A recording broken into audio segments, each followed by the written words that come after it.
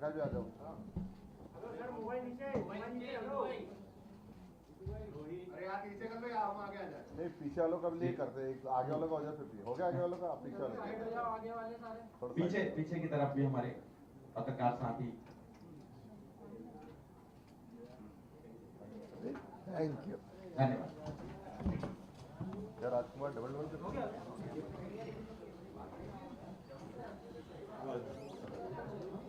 सम्माननीय मंच, अब आप सभी पत्रकार साथियों का और आदरणीय भाई साहब के बीच में मैं ज्यादा समय ना लेते हुए आदरणीय भाई साहब से आग्रह करूंगा कि वो आज की प्रेस वार्ता प्रारंभ करें।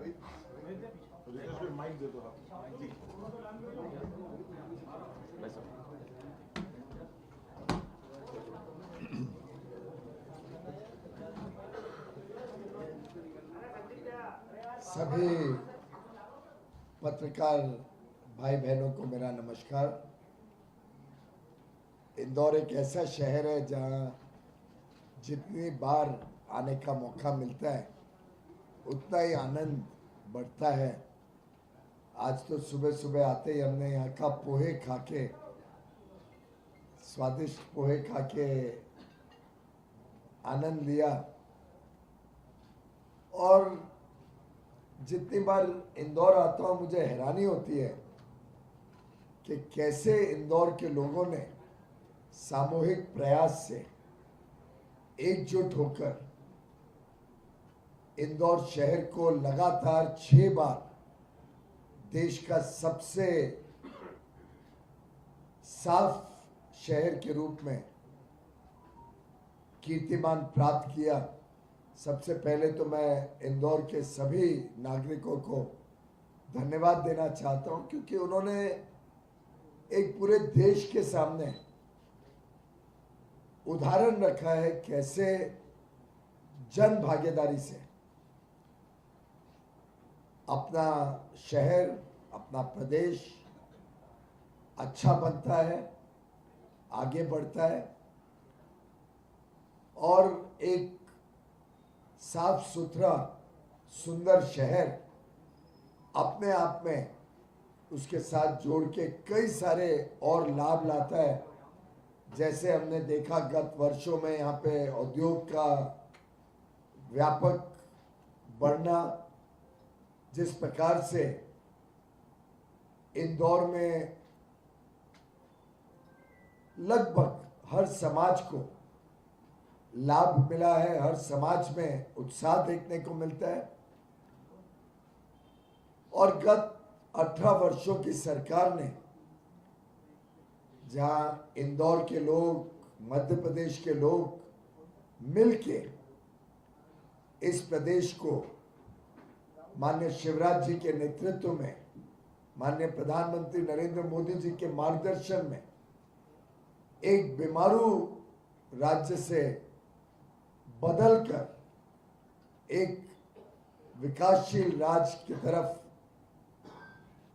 प्रवेश किया है और आने वाले अमृत काल में देश एक विकसित देश बनेगा और मध्य प्रदेश एक विकसित देश का सबसे अहम अंग बनकर जो टॉप स्टेट्स है, टॉप प्रदेश है, उसमें से एक प्रदेश मध्य प्रदेश रहेगा।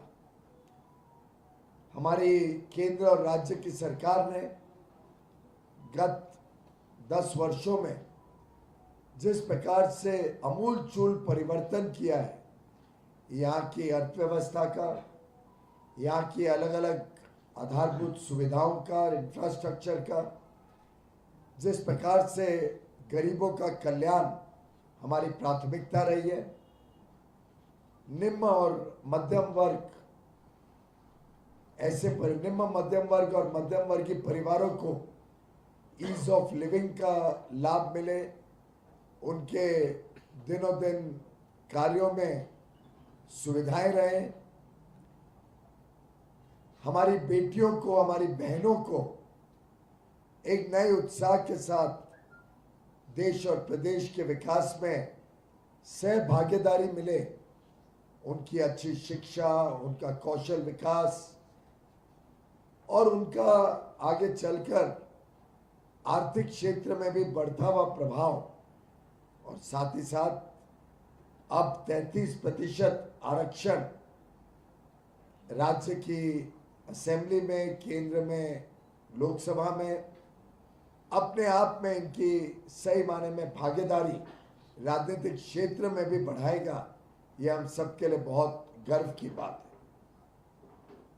सिर्फ स्मार्ट सिटी नहीं, लेकिन एक ऐसा शहर जिसने G20 भी जब यहाँ पे मीटिंगें करी तो उसका भी प्रतिसाद पूरे विश्व से आए हुए डेलीगेट्स ने हमें दिल्ली तक पहुंचाया। जो खातिरदारी, जो मेहमान नवाजी इंदौर ने दी, उसकी चर्चा आज G20 के माध्यम से पूरे विश्व तक पहुंची है। अब मुझे लग रहा है, पिछली बार जब मैं इंदौर आया था तो सराफा बाजार में रात को जाने का मुझे सौभाग्य मिला। अब ध्यान में आ रहा है कि वो जरा कमी रह गई, G20 के भी डेलीगेट्स को सराफा बाजार का एक अनुभव देना था।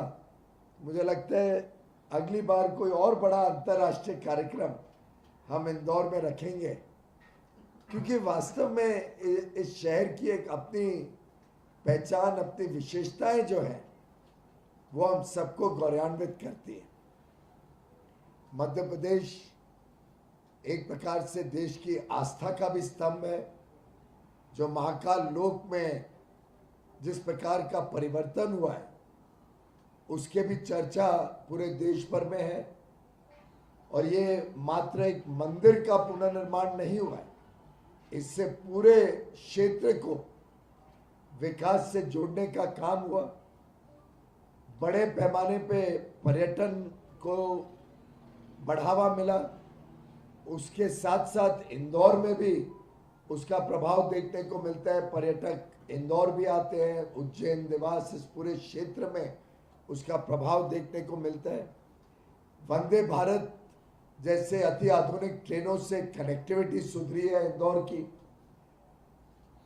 और मेरा मानना है कि इसी प्रकार से केंद्र और राज्य सरकार आगे भी मध्य प्रदेश के लिए कई सारी अहम योजनाओं के साथ, कई सारे इंफ्रास्ट्रक्चर के बड़े बड़े प्रोजेक्ट्स के साथ यहाँ के विकास के लिए, यहाँ के लोगों की प्रगति के लिए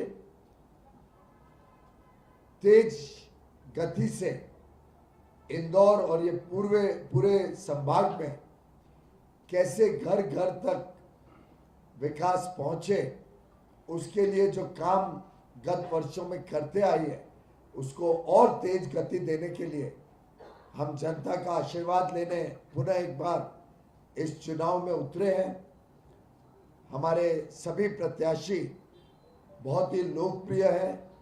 जनता के बीच उनका सामाजिक कार्य का काफी अच्छा प्रतिसाद मिल रहा है। और अगर हम कोई भी क्षेत्र देखें, चाहे वो आर्थिक वृद्धि हो, यहाँ का जो ग्रॉस स्टेट प्रोडक्ट है, GSDP है, उसमें भी लगभग 18 गुना वृद्धि माननीय शिवराज जी जब आए उसके बाद 18 गुना वृद्धि यहाँ की स्टेट की GDP में देखने को मिलती है। जो यहाँ का औद्योगिक विकास हुआ है मध्य प्रदेश का अलग अलग क्षेत्रों में, और खास तौर पे जो एस्पिरेशनल डिस्ट्रिक्ट्स और अभी एस्पिरेशनल ब्लॉक्स में जो काम केंद्र और राज्य सरकार ने किया है, वो भी बड़े सराहनीय, प्रभावशाली रिजल्ट्स दे रहा है। पीछे मैं आया था PM मित्र का पार्क भेंसोला में, धार डिस्ट्रिक्ट में, हमने उसका भी शुभारंभ का काम किया। शिवराज जी और मैं, हम दोनों गए थे। बड़ी विशाल जनसभा थी। हमारी लाडली बहनें बड़े पैमाने पे वहां पे आई थी, क्योंकि जो वस्त्र का क्षेत्र है उसमें सबसे अधिक महिलाओं को रोजगार के और विकास का मौका मिलता है। और मुझे आपको बताते हुए खुशी होती है, हमने जो production linked incentive scheme technical textiles, geo textiles के लिए निकाली है, उसमें सबसे ज्यादा निवेश के जो प्रस्ताव आए और जिनकी मंजूरी हुई वो मध्य प्रदेश में थे। उससे ये जाहिर होता है कि यहाँ के लोगों का कौशल, यहाँ की कानून व्यवस्था जो बहुत ही जिसका प्रशंसक है, जिसमें एक प्रकार से मध्य प्रदेश में अमन शांति चैन का वातावरण उद्योग को मिलता है। यहाँ के लोग बहुत मेहनती होते हैं और यहाँ की जो औद्योगिक नीतियाँ हैं, जिसमें विशेषकर अलग अलग क्षेत्र को, चाहे वो खिलौने बनाने का क्षेत्र हो, वस्त्र का क्षेत्र हो, फर्नीचर का क्षेत्र हो, एक एक क्षेत्र सा जिस प्रकार से नीतियों द्वारा यहाँ प्रोत्साहन दिया गया, जिस प्रकार से आईटी सेक्टर को इंदौर में बड़े पैमाने पर लाया गया है, जिसमें टीसीएस जैसी बड़ी बड़ी कंपनियां यहाँ पे बड़ा कैंपस के साथ कई लोगों को, हमारे युवा युवतियों को, इंजीनियर्स को रोजगार के और काम के अवसर देते हैं। जिस प्रकार से यहाँ पे पर्यटन बढ़ा है, हमारी वाइल्ड लाइफ सेंचुरीज हो, महाकाल लोक का कॉरिडोर हो, राजा राम लोक हो, संत रविदास जी के मंदिर का कार्य हो, आदि शंकराचार्य जी की जो प्रतिमा एकात्मा डैम पर, और एक प्रकार से पर्यटन के माध्यम से भी जो बड़े रूप में यहाँ के लोगों को अवसर मिले, उसके लिए भी मैं समझता हूँ जनता में खुशी है और मध्य प्रदेश के आगे के भी विकास की नींव उसमें देखने को मिलती है। माननीय प्रधानमंत्री जी के मन में मध्य प्रदेश है और मध्य प्रदेश के मन में मोदी जी हैं। ये बात सिद्ध होती है जब हम देखते हैं जिस प्रकार से प्रधानमंत्री जी ने अलग अलग योजनाएं मध्य प्रदेश में दी हैं, चाहे वो रेलवे का विस्तार हो जिसमें बहुत अमूलचूल परिवर्तन और विकास हुआ हो, चाहे वो बीना रिफाइनरी में लगभग 50,000 करोड़ रुपए का नया एक्सपेंशन का शुभारंभ हो, चाहे वो अलग अलग जो राज्य में किसानों के साथ जुड़े हुए कार्य हो, और मध्य प्रदेश के हर इलाके को माफिया राज से जो मुक्ति देने का काम किया गया है, जिसके कारण आज मध्य प्रदेश में हजारों एकड़ जमीन भू माफिया जो कांग्रेस के समय बड़ी प्रचलित थी, उससे छुड़ा के जनता को वापस देना, और उसमें आवास योजना के तहत भी जो हमारे अति गरीब साथी थे उनको जमीन का पट्टा भी देने का काम शिवराज जी ने किया। उसमें भी मुझे सहभागी होने का मौका मिला, और जो मैंने उत्साह देखा था जब मैं धार आया था, तब रास्ते में कार्यक्रम में 100 गरीब परिवारों को जमीन का पट्टा देने का भी कार्यक्रम था। भावुक हो गया मैं देख के जिस प्रकार से मध्य प्रदेश में हमने, हमारी सरकार ने, भाजपा की सरकार ने, शिवराज जी की सरकार ने जिस प्रकार से गरीबों के उत्थान के लिए कार्य किया है, वो वास्तव में जनता का दिल जीतने वाला कार्य था। हमारी बहनें हों, हमारी माताएं हों, हमारी बिटियाएं हों, सब शिवराज जी को भाई या मामा मानते हैं, और उन्होंने सही माने में भाई और मामा का धर्म निभाने का काम यहाँ पे किया है। किसानों को केंद्र सरकार द्वारा प्रधानमंत्री किसान सम्मान निधि का हर साल 6,000 रुपए का लाभ तो मिलता ही है, उसके साथ साथ मध्य प्रदेश सरकार ने उनको 6,000 रुपए अधिक देने का जो फैसला किया, वो भी किसानों को यहाँ पे और बल देगा और उनके उत्पादन में वृद्धि देगा, उनकी आमदनी बढ़ाएगा। हर महीने की 10वीं तारीख को हमारी बहनें माताओं को जो लाडली बहना के रूप में हम जिनका सम्मान करते हैं, उनको 1250 रुपए प्रति माह 1,31,00,000 माता बहनों को जो दिया जाता है, और इस वर्ष तो परसों ही दिया जाएगा मुझे लगता है, जिससे उनकी दिवाली में भी और हर्ष और उल्लास का माहौल हो। ये हम सब के लिए बड़ी संतुष्टि की बात है, क्योंकि हम चाहते हैं कि मध्य प्रदेश का हर परिवार समृद्ध हो, विकास के साथ जुड़े, और जो कांग्रेस के राज्य में जिस प्रकार की भ्रष्टाचारी कांड एक के बाद एक सुनने देखने को मिलते थे, जिस प्रकार से कांग्रेस पे अंदरूनी लड़ाई अपने बेटे बेटियों को स्थापित करने के लिए देखने को मिलती है, जिस प्रकार से कांग्रेस अपमान करती है और लगभग एक अंदाजा देती है कि जो अच्छे कार्य शिवराज जी ने किए हैं, मध्य प्रदेश में भाजपा शासन ने किए हैं, उसको रोका जाएगा, उसको देखते हुए मुझे लगता है कि मध्य प्रदेश की जनता ने मन बना लिया। इंदौर का तो हम सुबह अब आकलन ले रहे थे हर एक सीट का। इंदौर में तो पिछली बार हमारी 5 सीटें थी, इस बार जो अंदाजा आ रहा है, इस बार हम स्वीप करेंगे पूरे इंदौर संभाग को। और मध्य प्रदेश में पुनः एक बार बड़े पैमाने में भारतीय जनता पार्टी की जीत निश्चित है।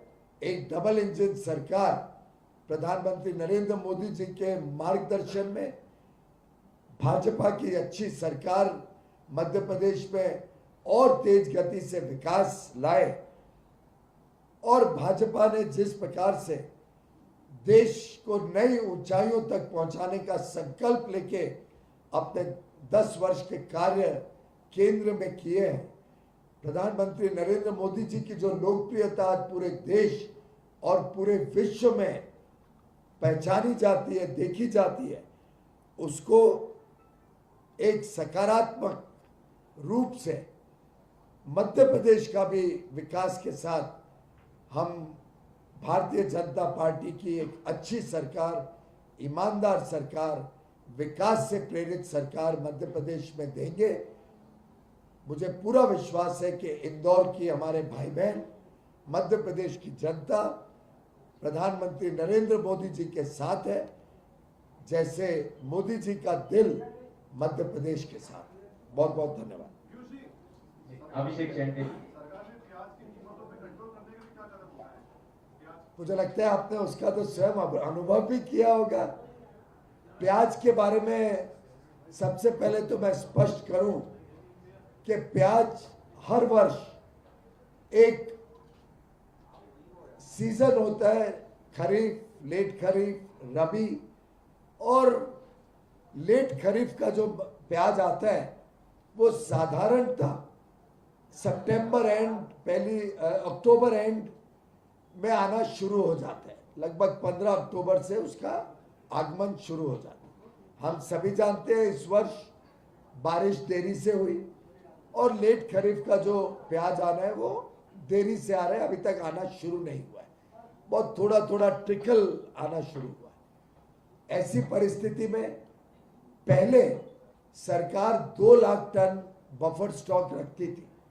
ये प्रधानमंत्री नरेंद्र मोदी जी के मार्गदर्शन में माननीय गृह मंत्री अमित शाह जी की एक कमेटी बैठती है, जिसने ध्यान में रखते हुए कि बारिश का सीजन इस बार थोड़ा गड़बड़ चल रहा है, देश भर में इस बार बारिश ठीक नहीं रही, अलग अलग स्थानों पे अलग अलग समय पे आई, उसको मद्देनजर रखते हुए पहले 2 लाख से 5 लाख टन बफर स्टॉक किया और फिर और 2 लाख टन उसमें और जोड़ के लगातार खरीद करी, जिससे किसानों को सही मूल्य मिले, किसानों को तकलीफ ना हो। जब प्याज बड़े पैमाने पे आया तो मार्केट में दाम टूट रहा था, तो हमने बड़े महंगे दामों पे किसानों से प्याज खरीदा, जिससे किसानों की समृद्धि भी निश्चित हो गई। और जब दाम बढ़ रहे थे और इस वर्ष बारिश देरी से होने के कारण प्याज अभी नहीं आया, तो जब ध्यान में आया कि मार्केट में दाम बढ़ रहे हैं, तो आपके ध्यान में होगा कि हमने बफर स्टॉक से बड़े पैमाने पे माल मार्केट में निकाला और भारत के इतिहास में, भारत के 76 वर्ष के आजादी के बाद के इतिहास में पहली बार है कि केंद्र सरकार ने रिटेल में, खुदरा में प्याज को 25 रुपए में उपलब्ध कराया और जो किसानों से महंगा प्याज खरीदा था उसका जो भार है वो केंद्र सरकार ने पूरी तरीके से अपने ऊपर लिया, लेकिन जनता को 25 रुपए में प्याज उपलब्ध कराया। इसके लिए हमने स्पेशल मोबाइल वैन्स चलाई, केंद्रीय भंडार और जो राज्य सरकार के आउटलेट्स हैं उससे बेचा और ओएनडीसी के साथ जुड़े हुए जितने ई कॉमर्स के प्रकल्प हैं उनके माध्यम से भी 25 रुपए में प्याज देके आपने स्वयं अनुभव किया होगा, प्याज के दाम फिर रूटीन लेवल पर कई जगह तो आ ही गए हैं, शायद इंदौर में भी अभी तक आ गए। कब तक हो जाएगा सर, मतलब स्टेबल प्याज का भाव कब तक हो जाएगा आपके हिसाब से? स्टेबल हो चुका है दोस्त, आप पुरानी बात में अभी तक अटके पड़े हैं। आपको ध्यान में नहीं है कि 25 रुपए में केंद्र सरकार खुदरा में दे रही है और लगभग हफ्ते 2 हफ्ते में, माफ करिए, इंदौर में नहीं दे रही है, इंदौर में भी दे रही है, माफ करिए, हफ्ते 2 हफ्ते में जब ये खरीफ का, लेट खरीफ का अनियन प्याज मार्केट में आएगा तो स्वाभाविक रूप से प्याज के दाम वैसे ही कम हो जाते हैं। उसके बीच का जो हिस्सा है उसके लिए हम खुदरा में 25 रुपए में प्याज दे रहे हैं। पीयूष जी, गेहूं के ऊपर मेरा सवाल है कि जब अंतर्राष्ट्रीय बाजार में गेहूं की कीमत बढ़ती है तो आप उस पर प्रतिबंध लगा देते हैं, उसके उत्पादों पर भी प्रतिबंध लगा देते हैं, लेकिन जब समर्थन मूल्य से नीचे जाता है गेहूं तो किसानों से आपने ही माना है 3 कृषि कानून के समय कि 6% से ज्यादा हम सरकारी खरीद समर्थन मूल्य पे नहीं खरीद पाते। आपको शायद पूरी सूचना नहीं है, मध्य प्रदेश में जो गेहूं खरीदी जाती है उसको कई गुना बढ़ाने का काम मोदी सरकार ने किया है और जितने किसान समर्थन मूल्य पे अपना गेहूं देना चाहते हैं हम 100% लेने के लिए बाजार में खड़े रहते हैं, मंडियों में खड़े रहते हैं। मध्य प्रदेश की एक विशेष परिस्थिति है, मध्य प्रदेश की गेहूं, और ये आप सबके लिए बड़े गर्व की बात है, मध्य प्रदेश की गेहूं की क्वालिटी, उसकी गुणवत्ता इतनी अच्छी है कि वो समर्थन मूल्य से ज़्यादा ही बिकती है और अधिकांश वो प्राइवेट मार्केट में समर्थन मूल्य से ज़्यादा बिकती है। मैं तो हर बार शिवराज जी को हर साल फ़ोन करता हूँ कि भाई आपके यहाँ पे और हमें माल खरीदना है समर्थन मूल्य पे अनाज, हमें मदद करिए कि ज़्यादा अनाज मिले। आपकी जो गुणवत्ता है अनाज की, मैं साधुवाद करता हूँ मध्य प्रदेश के किसानों की और माँ नर्मदा के पानी की, जिसके कारण आपका जो गेहूं है उसका तो प्रीमियम क्वालिटी माना जाता है। पीयूष जी, मेरा आपसे सवाल है कि आप उपभोक्ता का मामले देखते हैं, आपने हाल ही में कहा है कि कंज्यूमर्स को गुड्स और सर्विसेज क्वालिटीपूर्ण मिलना चाहिए।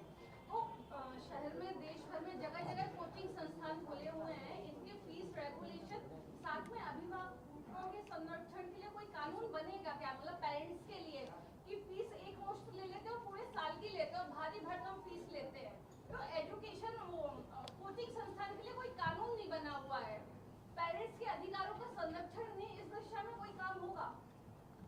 ऐसा है कि कोचिंग क्लास में भेजने का निर्णय स्वतंत्र निर्णय है और ये माँ बाप अपने आप से करते हैं। इसमें जहाँ तक सरकारी व्यवस्था है उसके ऊपर तो नियंत्रण रखना हमारा काम है। कोचिंग क्लास पे हमने एक नई अभी मुहिम चलाई है कि जो भ्रमित करने की कोशिश की जाती है और दिखाने की कोशिश की जाती है तो कि हमारे यहाँ से इतने बच्चे रैंक होल्डर बने, इतने बच्चों ने जेईई में आईएएस आईपीएस के जो एग्ज़ाम है उसमें इतने बच्चों ने रैंक लिया है, इतने सिलेक्ट हुए, उसमें जो गड़बड़ियाँ पाई गई उसमें कुछ महीनों से हमने बहुत कठोर कदम उठाए, 11-12 कोचिंग क्लासेस पे कार्रवाई की है, कई पे अभी तक जुर्माना लग चुका है और देश भर में हम ये प्रयास कर रहे हैं कि कोचिंग क्लास वास्तव में जो उनकी काबिलियत है, जो उनके बच्चों का रिजल्ट है, वही सामने आए। जहाँ तक फीस की बात है, फीस कोचिंग क्लास एक स्वतंत्र व्यवस्था है, ये सरकारी व्यवस्था के अंतर्गत नहीं आती है। स्वतंत्र व्यवस्था में माँ बाप स्वतंत्र है कि कोचिंग क्लास में पेरेंट्स को भेजना नहीं भेजना, और जितना अगर कोई ज़्यादा फीस चार्ज करेगा तो नई कोचिंग क्लासेस आएंगे। और मैं तो कई कोचिंग क्लासेस देख रहा हूँ आजकल स्टार्टअप्स के रूप में हमारे युवा युवती शुरू कर रहे हैं, सफलता से कर रहे हैं, बहुत अच्छा काम कर रहे हैं, और हम उसको प्रोत्साहन देना चाहते हैं।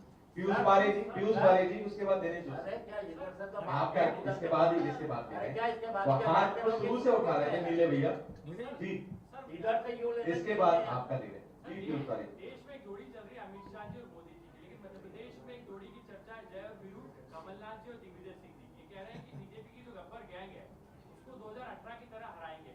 क्या दावे में दम लग रहा है सर इस बार मध्य प्रदेश में ये कमलनाथ और दिग्विजय सिंह की जोड़ी?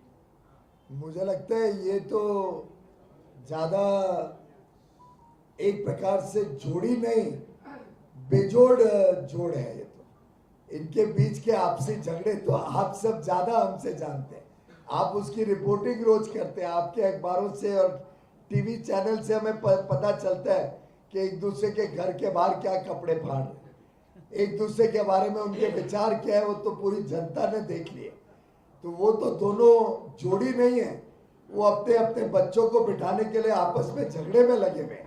जबकि हमारे यहाँ पे एकजुट होके हम सब काम करते हैं और सब मिलजुल के प्रदेश और देश के विकास में जुड़े हुए हैं।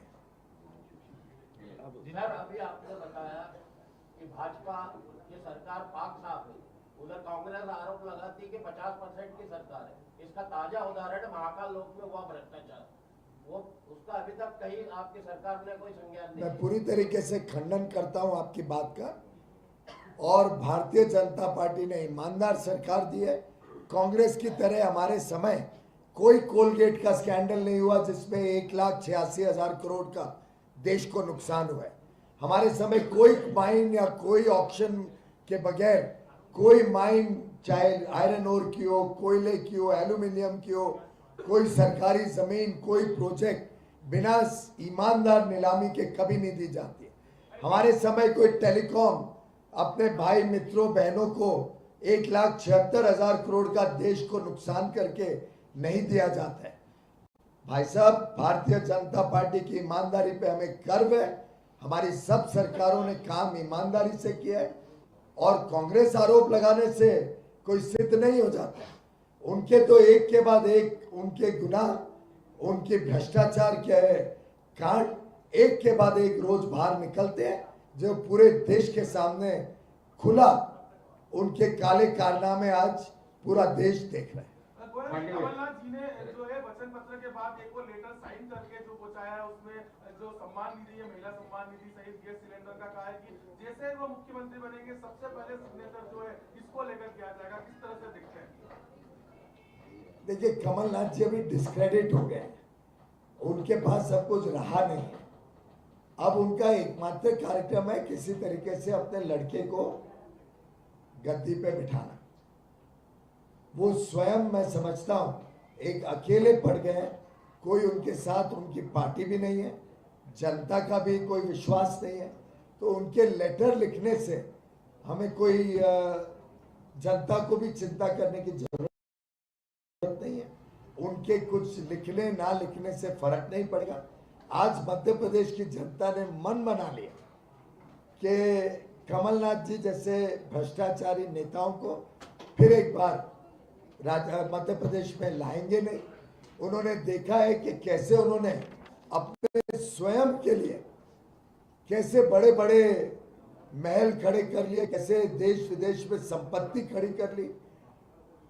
उसके सामने एक ईमानदार पार्टी के ईमानदार कर्मठ कार्यकर्ता जिस प्रकार से काम करते हैं, मुझे लगता है जनता उनके साथ जाएगी। इस प्रकार के पत्रों से मध्य प्रदेश में कोई प्रभाव नहीं होता।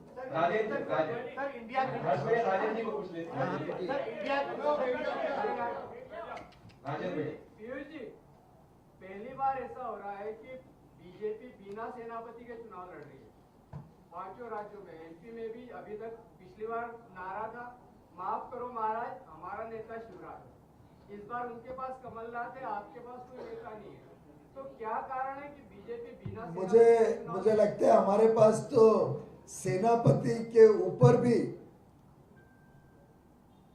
एक प्रकार से प्रधानमंत्री नरेंद्र मोदी जी का जो आशीर्वाद है वो अपने आप में इतना बड़ा है कि हम सब उनके नीचे सेनापति हैं, हम सब उनके नीचे उनके साथ काम कर रहे हैं। और भारतीय जनता पार्टी इन सभी चुनावों में पूरे कश्मकश के साथ उनके मार्गदर्शन में, मोदी जी के मार्गदर्शन में हम सब चुनाव लड़ रहे हैं।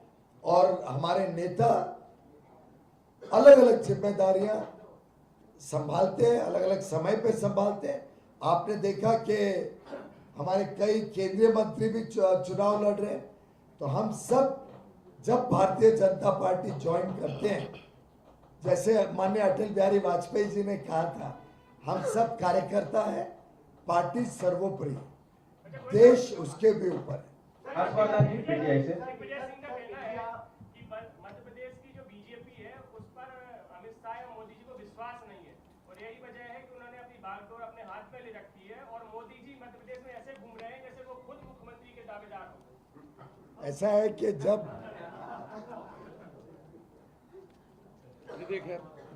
नेता के पास आत्मविश्वास होता है और जनता का प्यार होता है तो जनता के बीच आता ही है।